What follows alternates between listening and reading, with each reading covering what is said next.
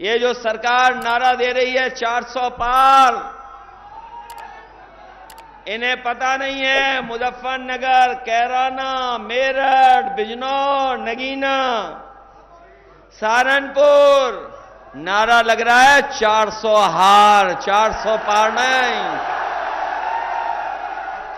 इस बार 400 पार नहीं, 400 हार।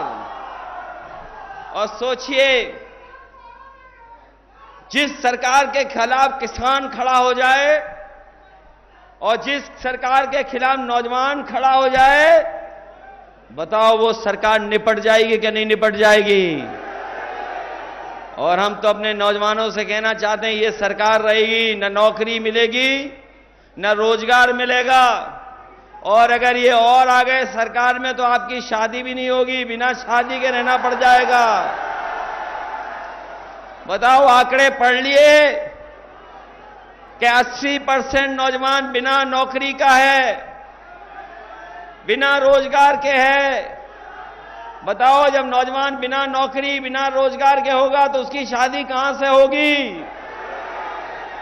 ये बीजेपी वाले नहीं चाहते हैं कि हमारे नौजवान, उनका भविष्य बेहतर हो, उनके सपने पूरे हों। पहले जुमला लेके आए थे, अब गारंटी लेके आ गए हैं। अगर जुमला और गारंटी भाई भाई हैं तो जुमले भाई से गारंटी 10 साल बड़े भाई हैं। है 10 साल बड़ी गारंटी के नहीं है? और याद कीजिए, बीमारी भगाने के लिए इन्होंने ताली और थाली बजवाई थी। ये गारंटी नहीं है, ये घंटी है इनकी। और अगर ये गारंटी है तो इन्होंने तो कहा था हमने किसानों की आय दोगुनी कर दी। बताओ, किसानों की आय दोगुनी हो तो बता दो हमें। इन्होंने कहा कि 2 करोड़ नौजवानों को हर साल नौकरी देंगे। बताओ, 2 करोड़ नौकरी मिल गई किसी नौजवान को? और हमारे गरीबों के यहां बिजली का मीटर लगा दिया कि नहीं लगा दिया?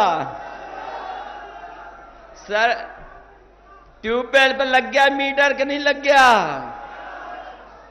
और कभी कभी नौजवानों से मैं कहूंगा, बीजेपी एक नेता आए थे बहुत नंबर 2 वाले, नंबर 1 पे दूसरे, नंबर 2 पे दूसरे नेता हैं। 2 नंबर पे जो नेता हैं, 2 नंबरी नेता, क्या कह के गए थे आपसे कि हम बिजली माफ कर देंगे? बताओ, बिजली माफ हो गई आपकी क्या? और ये बिजली माफ भी कैसे करेंगे? मैं आपसे कह करके जा रहा हूं, और बीजेपी वाले बताएं और हमारे पत्रकार साथी सही कर दें अगर हम गलत बोल रहे हो तो। उत्तर प्रदेश में पिछले 10 साल से एक भी बिजली का कारखाना नहीं लगाया है। एक भी बिजली का कारखाना इस सरकार ने नहीं लगाया। और अगर लगाया होता तो हमें बता दे कि कौन सा बिजली का कारखाना लगाया इन्होंने। इसलिए साथियों, मैं आप सबसे निवेदन और अपील करने आया हूं, इनके पास जुमले के बाद गारंटी है, और हमारे पास उदाहरण है कि हम लोगों ने काम कर करके दिखाया है। वैसे तो हरिंदर मलिक जी आपके बीच के हैं, यहीं पढ़े लिखे बढ़े और दुख दर्द से लेकर के हर तकलीफ परेशानी में आपके साथ रहे।